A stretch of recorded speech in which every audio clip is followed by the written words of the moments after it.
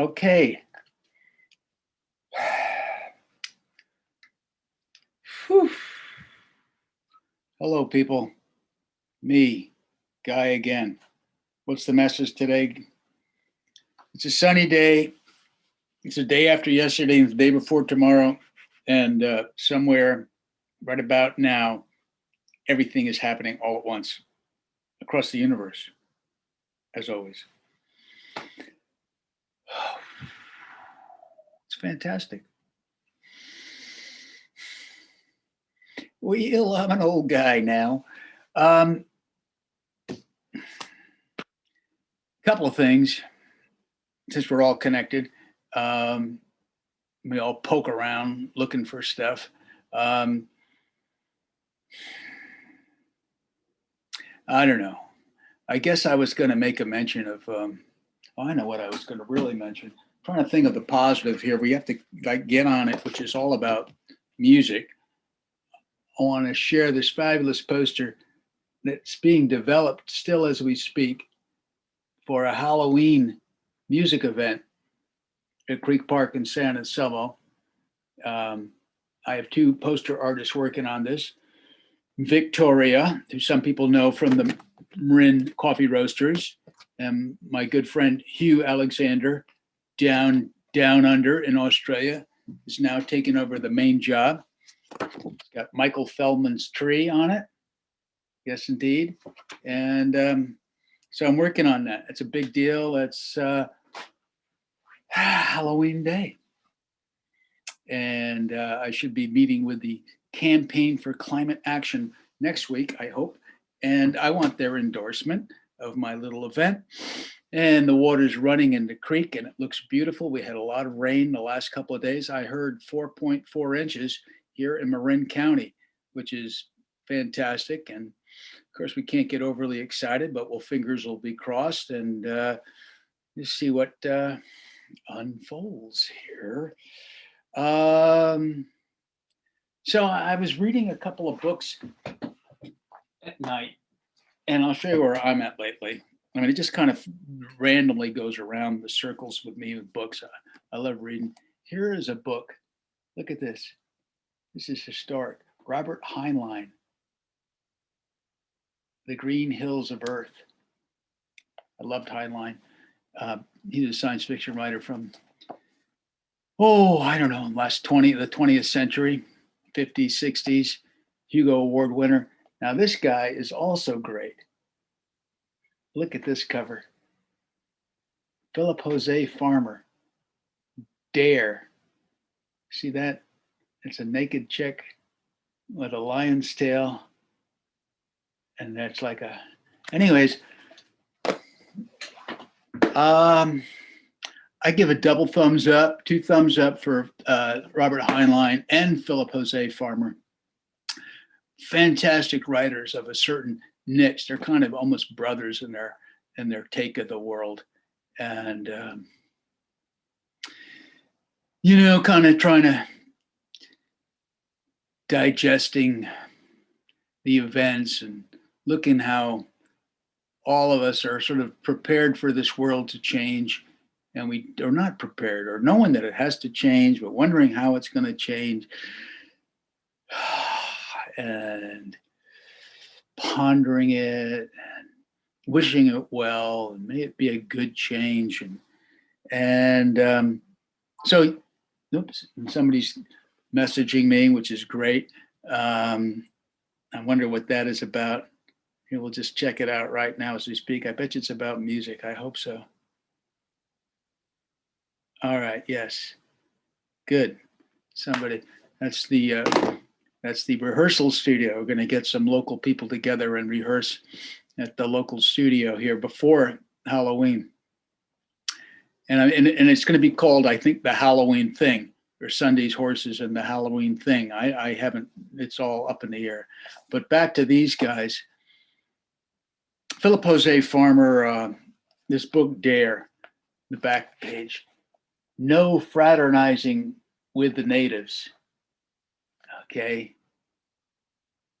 The planet Dare, 300 years before, They were still bound by the same standards of snobbery and fear. Yet Jack Cage, eldest son of a wealthy human farmer, found himself strangely drawn to the native inhabitants of the planet, spectacularly beautiful humanoids whose rich, magnificent hair grew down to their spine. To consort with one meant death. But why? Was it merely a matter of prejudice? And what were humans doing on the planet anyway? These were questions that plagued Jack and which were avoided by his fellow Earthmen. But did he dare? Did he dare fraternize with the natives? All you can say is, go, Jack, go. Dare, Jack. Hanging out with this naked lioness girl. Um, this book is full of violence, 1960s style sex, which is not really much to read of, but that's just great. And lots of violence, dragons and cutting off arms and heads. But I'm going to read the last paragraph. I really wanted to, my brain is sort of jumping around here as usual. I'm just going to read this last paragraph because the whole thing was about this book is a sad, tragic book of like cultures beating each other up and killing each other. It's kind of violent and harsh, and people are trying to defend their, how did I write it down? Our way of life, defending our way of life. And that really made me think about like our cultures and the cultural war and etc. What way of life are you defending, or are you know what I'm saying? So I said I'm going to read this thing, just the ending, because you're never going to read this book, and even if I read the ending, it doesn't mean you can't thoroughly enjoy it, even knowing the ending. All right, so Jack Cage and the lioness chick with a tail and lots of hair have made it through, and she took his hand and she said to poor Jack, who was stressing out because one culture is trying to kill the other culture, and then all of a sudden another planetary culture comes and he goes, it looks grim. She took his hand and she said, "You're in no more peril than when all this started." In parentheses, I'll say, "Jack, darling." She said that to Jack. "Life is always uncertain. Death is around every corner. Let us build our houses, till our soil, and raise children. We will hate no one and hope that no one hates us, knowing full well that there is as much hate as love in this world." This is the planet Dare we're talking about. "Whatever happens then, we will be doing our best for ourselves, our children, and our neighbors. That is the least we can do, not the most. It won't be easy, honey. The only easy thing is to give up." Bring in the music. Jack and the naked Arlie, because she always goes around naked, because it's the 1960s and she's a lioness goddess. And bring up the music, and they're going to do it. The only easy thing is to give up. And I said to myself, and it's all about like defending your way of life. And then I was thinking about the supply chains that are messed up. Oh my God, all this plasticware due for Christmas. Oh my God. Oh, what will we do, America? Oh my God. What can we fill our shelves with more plastic crap? We're dying. Defending our way of life, I'm thinking about. And then even my attention got taken to the horrible, tragic story of down at the movie set. I hardly even want to go in that door, but you know, our way of life and guns and Hollywood making these, sorry, but shitty movies that everybody's got to have a gun, you know? I'm just thinking our way of life, our defending our way of life. The green hills of earth, it's just Heinlein. I think of all the things that are covered up in the fact that it's 2021, and we've gotten so used to all this nuclear power and atomic bombs. 50 years ago, we were going to stop it. And that's why JFK really was assassinated, because he believed that peace was possible. In this little book, I guess I shouldn't even get into it, but I've only read 3 stories. It's a bunch of short stories, but there's one about this guy who gives up his life because of a jackass who wants to blow up. He wants to take over the world because politicians are not to be trusted, but it brings back the whole realm of plutonium. This is like 1950 when Heinlein was writing this stuff. It's so advanced, and we've all forgotten this stuff. First published 1954 by Cedric and Jackson, London. Second printing was 67. Wow. Heinlein dedicated this to my parents, he says. That's sweet. The Long Watch. And that's interesting because the title, it reminded me of me and what I feel like, you're just sort of like watching the world, and maybe we're all watching the world. The Long Watch. What was I going to say about it? I guess I didn't even want to bring it up because it's like you don't even want to hear about plutonium. Robert Heinlein. Johnny tossed it. Plutonium hardly affects a Geiger counter. Secondary infection from plutonium does.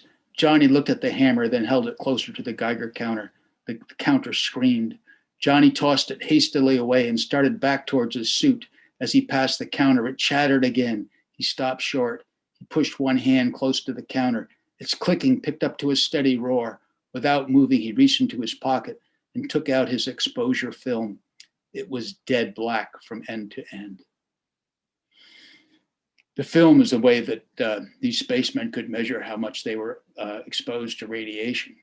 And when it went dead black, that means you've been fully exposed. Plutonium taken into the body moves quickly to bone marrow. Nothing can be done. The victim is finished. Neutrons from it smash through the body, ionizing tissue, transmuting atoms into radioactive isotopes, destroying and killing. The fatal dose is unbelievably small. A mass a tenth the size of a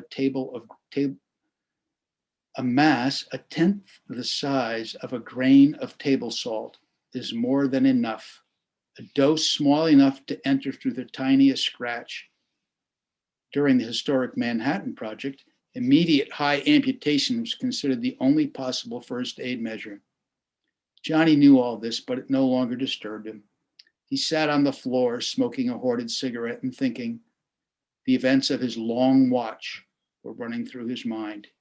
He blew a puff of smoke at the Geiger counter and smiled without humor to hear it chatter more loudly. By now, even his breath was hot.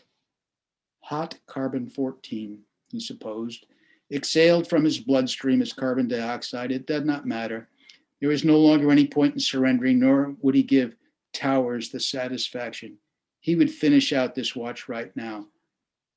Besides, by keeping up the bluff that one bomb was ready to blow, he could stop them from capturing the raw material from which the bombs were made. That might be important in the long run. He was dead. He knew that. He was dead. Yet for a time, he was able to walk and breathe and see and feel. He was not even lonesome. He was not alone. There were comrades with him. The boy with his finger in the dike. Colonel Bowie, too ill to move, but insisting that he be carried across the line. The dying captain of the Chesapeake, still with deathless challenge on his lips. Roger Young peering into the gloom. They gathered about him in the dusky bomb room. Presently, his cigarette burned down to his fingers. He took a final puff, blew it at the Geiger counter, and put it out. It was his last. He gathered several butts and fashioned a roll-your-own with a bit of paper found in a pocket. He lit it carefully and settled back to wait for Edith to show up again. He was very happy.